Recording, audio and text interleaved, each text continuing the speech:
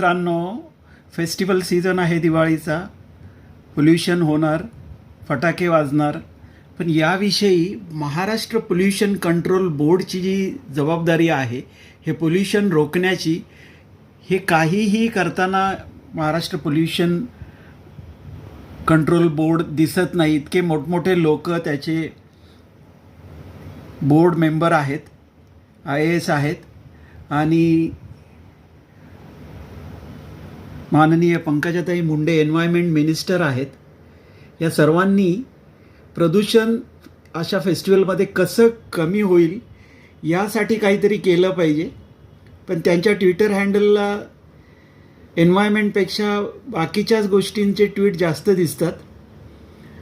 सर्वांना विनंती आहे की पर्यावरणाचा धोका लक्षात घेऊन प्लास्टिक बंदी आणा. या फेस्टिवलमध्ये प्रदूषण होणार नाही यासाठी काहीतरी पावले उचलून महाराष्ट्राची प्रदूषण पातळी कमी करण्यासाठी माननीय एन्व्हायरमेंट मिनिस्टर यांनी प्रयत्न करावेत. भाजीपाल्यासाठी वापरल्या जाणाऱ्या प्लास्टिकमुळे खूप पर्यावरणाची हानी होते. तसेच गुटखा रॅपर्स मुळे चोकअप होतात ड्रेन्स आणि हे जे 40 मायक्रॉनपेक्षा कमी जाडीचं प्लास्टिक आहे ते कुठेही डिझॉल्व होत नाही.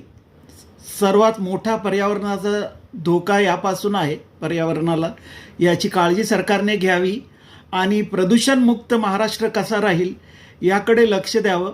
राजकारण तुमचं चालू राहू देत. आम्हाला चांगलं जीवन जगण्यासाठी सहकार्य करा.